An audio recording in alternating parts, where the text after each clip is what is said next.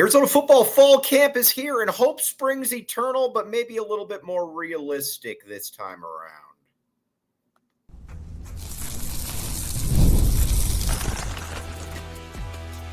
You are Locked On Wildcats, your daily podcast on the Arizona Wildcats. Part of the Locked On Podcast Network, your team every day.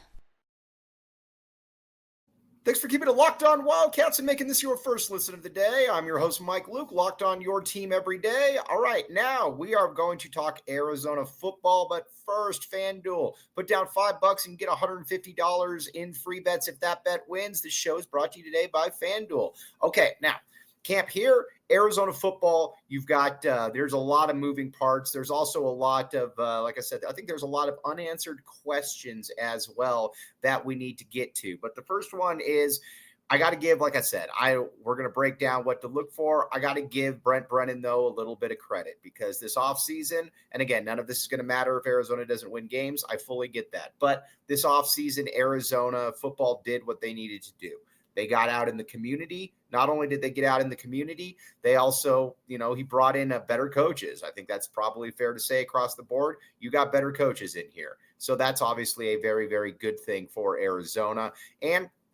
And Seth Doege, who we're going to get to, you've got a coach who's one of the risers in the entire industry. So the vibes are solid. I think, last year, everybody was just kind of like, all right, well, we hung on to everybody. And I think the coaching staff, I think it's fair to say, the coaching staff clearly went in without really an idea on what they wanted to do. I don't think that I'm really breaking any news there. And that was always going to be an issue. I think the plan was basically, let's hold on to T-Mac. Let's hold on to these guys, and then we will go from there. Well, that's not really good enough. You got to have really a plan. And Dino Babers showed time and time again that he did not have a plan. That is not good enough. All right, Seth Doege comes in, and Seth's got a plan. And the first thing is he needs to get Noah Fitita right. And he said that a ton of different times. And what he means by getting Noah Fitita right is, getting Noah Fitita right. He's got to get his feet. He's got to get his feet going. He's got to be able to put him, where he's dropping back.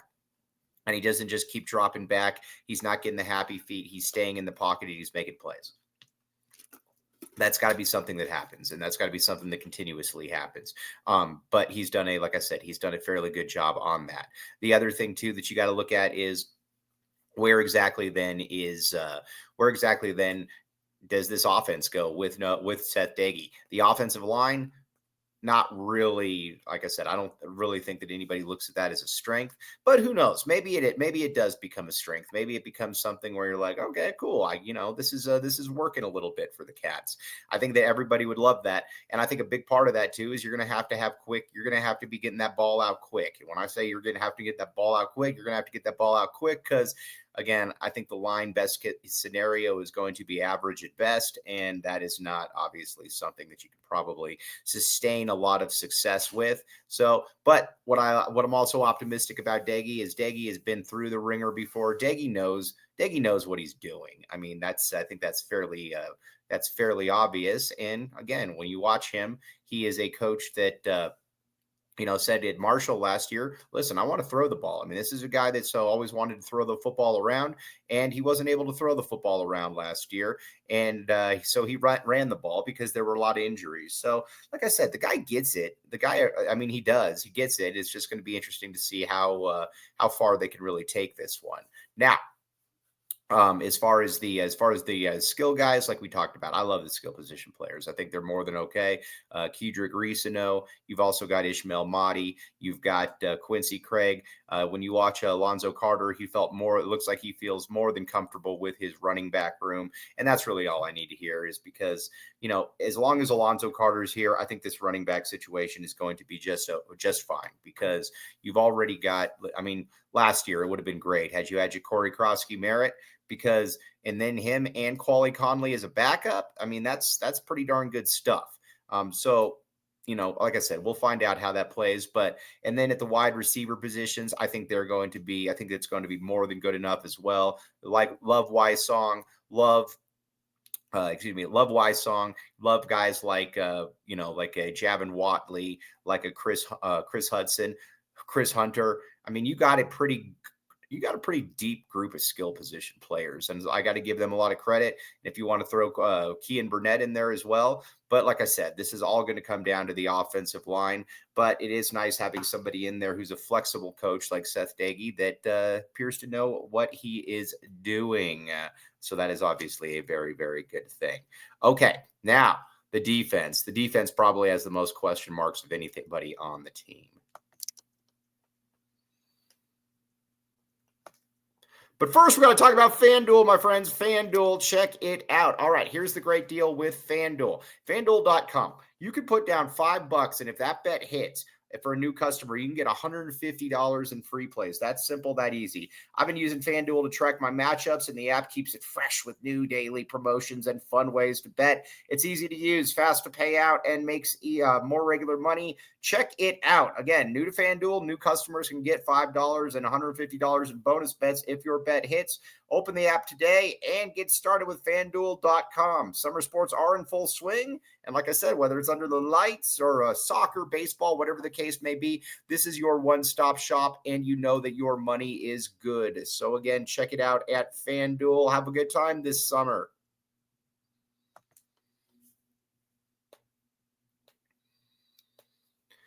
Thanks for keeping it Locked On Wildcats and making this your first listen of the day. I am your host, Mike Luke. Okay, now let's talk a little bit about where Arizona football is on the defensive side. Danny Gonzalez comes in, and honestly, you know, Danny Gonzalez, I like Dwayne Aquina. I'm going to be honest with you. I like Dwayne Aquina, but I am going to say Danny Gonzalez comes in with a pretty good rep. You talk with ASU folks, and they were all pretty happy with the job that he did at ASU. That goes a long way. You know, that goes a long way. He runs a 3.35. The one thing that they've always said that annoyed them was that he would get killed with slants. We'll see how that plays. But overall, though, they were pretty happy with how he ran that defense, and I think that's what you're looking for. Aquina, as great a position coach as he is, hasn't really run a defense, and that's something that you got to take into account. You watch Arizona last year, and there were times where it was just kind of like, all right, well, what's going on? We'll see with Gonzalez. There's not a ton of talent there, kind of like last year, which is generally an issue. But there are some players too that we've talked about that I think we could see, really stepping up in a big way. The first one is Riley Wilson. I think with Trey Smith, Trey's an interesting guy because Trey, how do I put this? Trey is solid. Trey is definitely not good or great by any means, but Trey, I think, is solid. I think you need to look at this, though, and you also need to say, okay, there's got to be somebody else there. And being coached by Joe Salavea is going to be a big difference because Joe Samalo was awful. There's some guys that when they get fired from a job, they'll probably never get another one. Joe Samalo, I think, is probably that in that group. Joe Salavea, he's in there, and he said that literally, like, I think it was Trey Smith, that they spent 5 years and he didn't know how to use his hands. So little things like that I think are going to help. But Riley Wilson is the one that I think off the edge needs to be able to make a lot of plays for Arizona. If he makes a lot of plays for Arizona, then the Wildcats are going to be in good shape because there's a lot of talent across the board.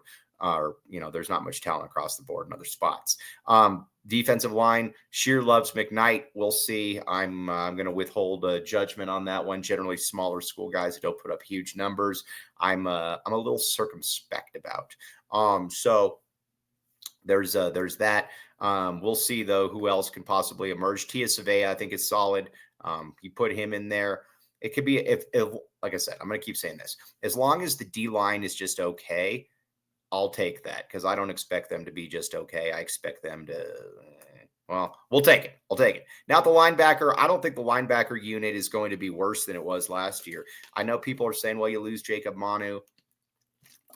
But I don't really, listen, Jacob Manu was awesome. The problem, though, with Jacob Manu as a junior is Jacob Manu came in out of shape and he just wasn't very good. He wasn't reacting and he was slow. He just wasn't the Jacob Manu that we have seen from years past. So Tay Brown is back. Tay Brown's good. Tay Brown's solid. I got no problem with Tay Brown. But I think you need to also look at it and say, okay, well, then after Tay Brown, where is the, who's that next guy? I think you're hoping it's Riley Wilson. Depends on how they play him, obviously, especially if you're going with the 3-3-5. Does Dominic Lalesio He's on the ground, but at the same time, could he play linebacker or some? That's going to be a question. And then secondary, love the secondary. Like the age-old adage that it doesn't matter about the secondary if you don't have a good pass rush, and that's very true. If you don't have a good pass rush, secondary a lot of times just won't matter. So Arizona's going to have to get after the passer. But I do like, you look at it, Marquise Groves-Killebrew, Javion Cole, then you got Traden Stukes on the inside. That's not a bad unit. That's not a bad team at all. And I think, from an Arizona perspective, that's what you want to see, something like that. You want to see them continue to progress in that manner. And then at the safeties, Genesis Smith is probably the best defensive player on the team. He's the best NFL prospect on the team. He is like I said, he's awesome. And then Dalton Johnson next to him. Love Dalton Johnson. Dalton Johnson is kind of that stabilizer. And so again, with Danny Gonzalez, if the defense can just be okay, I will take that. And I think everybody and their mothers should take that one as well, because that would be okay. Now, the measurement of success for this team is probably going to be a little bit different than it was last year.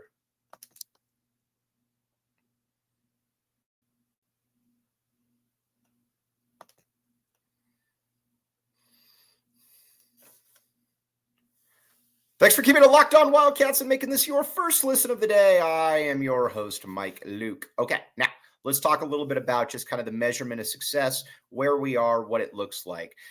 First, I want to know what I'm looking at. Last year with the offense, I have no clue. Brad Allis brings this point up all the time, and it's a great point. I have no clue what I was looking at. This was you look at it, and this was kind of like I said, what were you doing? I have no clue. And there were just a lot of things that didn't make any sense. The delayed handoffs that never worked, those sucked. The plays where, Noah's throwing the ball 20 yards behind the line of scrimmage, those sucked. I mean, there was just a lot to not be impressed by last year, to put it mildly. I don't think you're going to see that this year with Seth Doege. As a matter of fact, I think you're going to see the exact opposite. I think you're going to see somebody with a plan, and we're going to know early. Now, I expect Arizona to win the first two games, but like I said, I expect Arizona to win the first two games. At the same time, though, if they, like I said, I think we'll know by Kansas State. I don't expect Arizona to beat Kansas State. I think Kansas State is the best team in the conference. But, and like I said, if Arizona gets beat or loses, 48-10 or something like that, it's going to be a long season. If Arizona can be competitive, is this game's even like 28-17 going into the fourth quarter, I will take it. I would love that. Because again, I don't expect to win that one. I just want to see improvement. There's going to be some must-win games for the Cats. You're going to have to beat Oklahoma State. Oklahoma State, that's a non-negotiable one. You have to win that game. Then after Oklahoma State, then it becomes, there's other games in there as well that you can win. But like I said, this whole season is about getting to a bowl game. If Arizona gets to a bowl game, then it's been a successful season. Or, I'll even say if Arizona's got 5 wins going into ASU, you'll take that.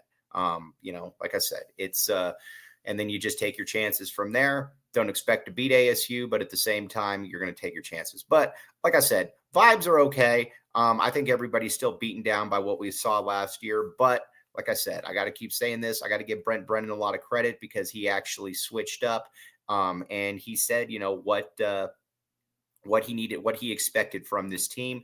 And he listened. He had to get out in the community more, to ditch the curtains, hit the recruiting trail, and, just be interactive, let people know that you're a human. And, he's done that. But now, and he hired Seth Doege. He got somebody in here that I think people can at least be somewhat excited about. Now, the next step is, how are you going to be able to win football games now? Because all of this is great, but you still got to win football games. And that's really what matters here. But Doege has put himself up in that position. And I get people all the time, should I be rooting for Brennan? Yes, because it's not like it's Sumlin where he's just mailed it in, or he's a guy can't be good here. I say you root for him, and then we just see where the chips fall. But, year 2 is here. Wanted to get a special little show in here to talk about that. Coming up next week, we're going to talk about Arizona football. We're going to talk about, how everybody looked in camp, basketball, all of that. But as always, very much appreciate you all making Locked On Wildcats your first listen of the day. Locked On, your team every day. We'll be back with you tomorrow. I'm your host, Mike Luke.